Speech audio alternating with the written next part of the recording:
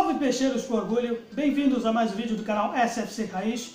Como sempre agradeço de coração os fiéis membros deste canal, mas se está vendo pela primeira vez, dê essa força também, acione o botão de inscrito para os futuros vídeos de análises próximas, ok? Muita coisa acontecendo nos bastidores do nosso Santos, além do resultado do jogo que eu vou falar agora sobre o vídeo, de Santos 4, Juazeirense 0 pela Copa do Brasil. Entretanto, tem outros assuntos aí pendentes para se falar que vale a pena dizer. Num dia que tivemos a notícia do Sub-23 tendo 5 jogadores, atletas, garotos sendo punidos pela diretoria por, teoricamente, indisciplina, é esperar para ver. Jogo também e o Sub-20 tomando mais uma piada, mais uma vez, agora diante de um rival direto, o São Paulo. O time do Santos do Sub-20 que ocupa hoje a 16ª colocação. E olhando essa partida, queria saber o que o Cuca viu nesse tal de Wellington Tim, que cometeu aquele pênalti infantil que propiciou a abertura do placar para o rival deles. Olha, Cuca, você que teria saído depois, tinha que ter levado esse garoto junto. Eu estou para falar sobre a base, vou fazer um vídeo a respeito da base, do que está acontecendo na base do Santos. Aguardem os próximos capítulos, porque tem muita coisa para falar. O que está acontecendo com nossos meninos da Vila? Fizeram realmente um para-raio na nossa base do Santos. Falando primeiramente do jogo, propriamente dito, jogo que o Santos fez o dever de casa, não fez mais do que a sua obrigação, com o Diniz tendo aí suas peças limitadas, ora por questões de regulamento, porque Camacho já não pode mais atuar pela Copa do Brasil, visto que já atuou pelo rival de Itaquera na mesma competição. O mesmo pode-se dizer do lateral esquerdo, Moraes, que parece que também fez uma atuação lá nos primeiros jogos, na primeira fase pela Copa do Brasil, mesmo torneio, diante do Mirassol, quando ainda ele estava pela equipe do Interior Paulista. Sendo assim, ele resolveu escalar Jean Mota como primeiro volante, compondo aí com o seu meio do campo com Carlos Sanches e Gabriel Pirani, e jogando literalmente, entrando o primeiro tempo sem um atacante, um cara de beirado, um cara de área, digamos assim, com apenas Lucas Braga, Marcos Guilherme e Marinho. Não deu muito certo. O Matson, acompanhando as entrevistas dele, foi justamente o mais acionado quando fazíamos as jogadas aéreas, que é também a única jogada que o Santos tem realmente, de fato, de direito, uma única opção tática que esse time do Santos possui hoje, só chuveirinhos na área. E um bombardeio que largamente se tornou improdutivo no primeiro tempo, seja pela falha nossa, de fundamentos de finalizações, seja também por méritos do goleiro dele também, que pegou muito. Mas não dá para perdoar o fato de uma equipe como o Santos, uma equipe de Série A, ter problemas de finalizações, problemas de fundamento.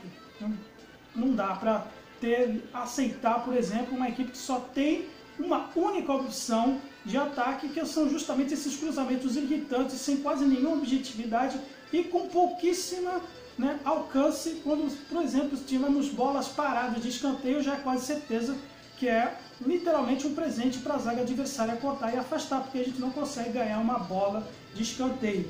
E se fez hoje mais uma partida diante de uma equipe de Série D, e o que é muito preocupante para as próximas partidas. Eu acho que é muito improvável que na semana que vem o Santos perca essa vantagem que conquistou agora diante da mesma equipe, mesmo fora de casa, com vantagem de 4 gols. Realmente seria uma catástrofe. Já estou até imaginando, eu não sou muito presunçoso em lacrar partidas certas, mas hoje dá para se dizer que a equipe está literalmente com a vaga na mão para a próxima fase. Assim, não tem o que dizer o contrário. Seria muito ridículo o Santos perder essa vantagem de 4-0 diante de uma equipe, com todo respeito ao Juazeirense. Entretanto, há muitas jogadas que a gente produziu mais uma vez, refletindo a falta de criatividade, a falta do nosso, taticamente também para os nossos jogadores. O Diniz, embora muita gente vai dizer, realmente, jogo posicional, muito jogo vertical, pouquíssima variação, pouquíssimos recursos, apenas o básico, o primitivo do futebol, que são justamente esses chuveirinhos.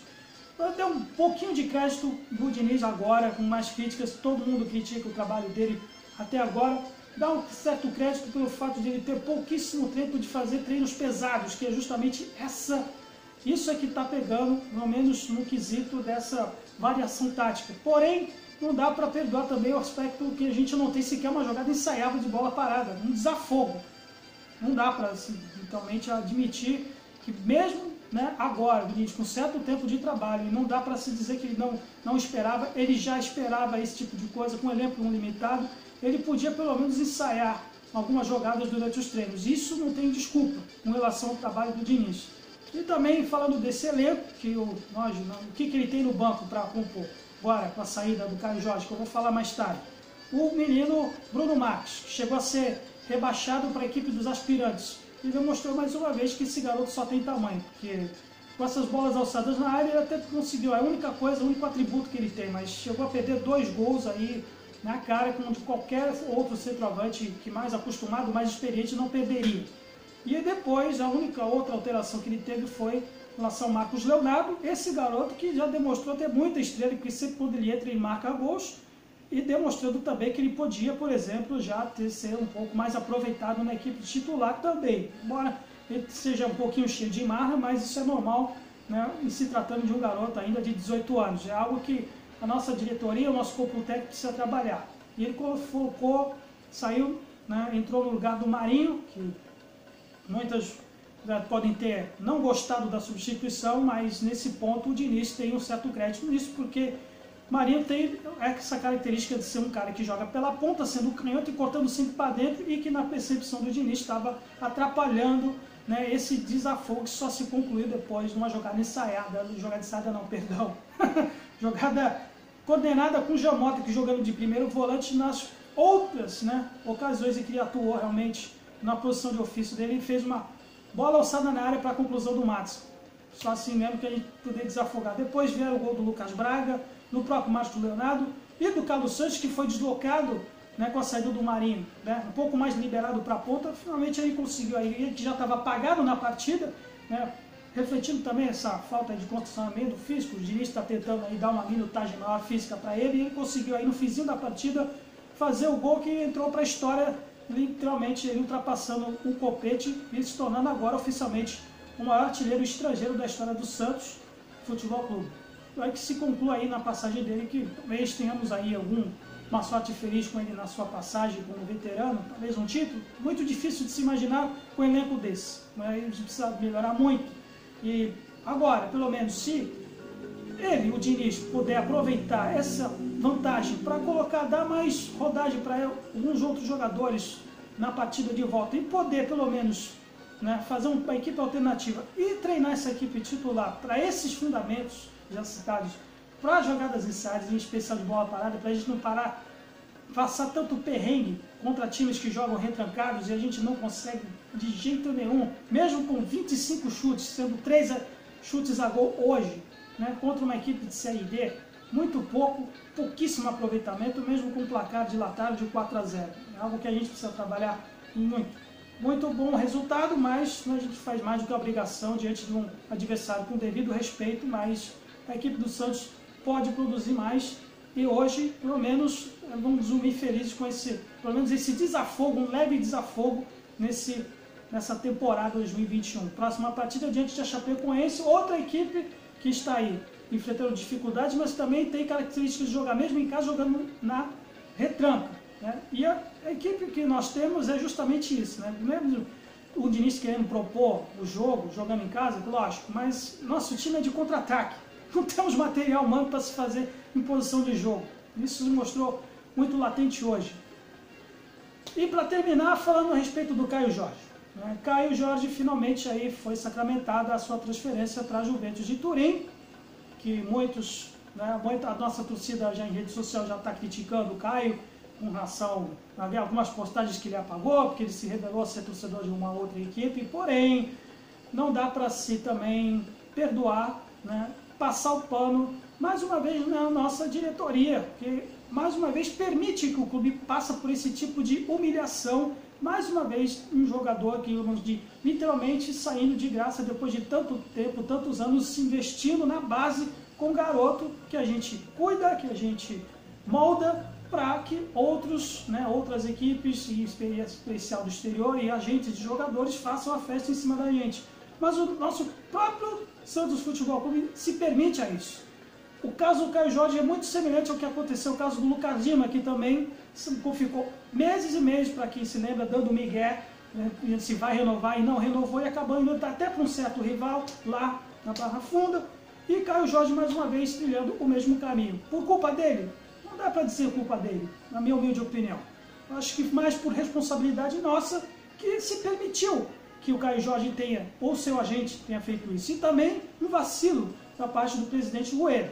O trabalho, ótimo trabalho, excelente trabalho que ele está realizando, mas nesse quesito ele deu um certo vacilo. Por quê? Porque ele apostou numa queda de braço com o seu empresário, o Giuliano Bertolucci. O mesmo empresário que está ajudando, de certa forma, né, nesses perrengues que a diretoria está passando. Ajudou, por exemplo, na renovação do Sandri, ajudou na indicação do Fernando Diniz, está ajudando, inclusive, na indicação de outros jogadores. Existe uma dívida de mais de 12 milhões de reais com relação às gestões passadas, que está tendo um acordo. E se tivesse, na minha humilde opinião, no lugar do presidente Rueda e do comitê gestor, eu não teria feito essa queda de braço, né, inapropriada, e que infelizmente se concluiu depois com um pré-contrato assinado, né. Jamais teria se feito, por exemplo, essa negociação, por exemplo, acho, com mais pretexto que se tenha de ter olhado pelo lado do clube a proposta do Benfica, que rentavelmente seria mais produtivo para o Santos, mas mesmo sabendo que o Caio Jorge já estava há meses, né, já se sabia, nossa torcida de rede social já sabia que ele quer ir para o futebol italiano. Faz curso de italiano, já vai fazer há 6 meses. E o Rueda insistindo em uma proposta de um outro clube na qual o país onde o Caio Jorge já disse que não queria. Então, ele, por exemplo, ele deveria ter deixado em off. Ele não deveria jamais ter deixado vazar essa proposta, né, tentando colocar o Bertolucci na parede. O que fez o Bertolucci? Acabou dando desconto, acabou descontando, revidando essa atitude da diretoria, metendo o pré-contrato e o clube que se vire nos 30. Da próxima vez, né, diretoria, não tente cutucar o urso com vara curta. Né? O Santos cutucou a onça com vara curta. Ele não está com uma moral assim de fazer essas jogadas de queda de braço, justamente com empresários que estão ajudando diretamente a nossa gestão. E que, infelizmente, agora a torcer por uma compensação financeira, mas se nós não tivermos essa malandragem, né, nossos dirigentes tiverem um pouco dessa experiência, dessas manhas do mercado do futebol, outros ingratos aí, por exemplo, podem vir. Agora está sendo Caio Jorge para a torcida, podem vir outro, por exemplo, talvez até o próprio Marcos Leonardo, que ainda está em uma certa negociação, ainda na renovação do contrato dele. Entendeu? Essa questão do Caio Jorge já poderia ter sido, pelo menos, resolvida logo depois na final da Libertadores, mas deixaram passar, deixaram ele ganhar tempo, e agora, infelizmente, dou-nas contra um barulho desse. Né?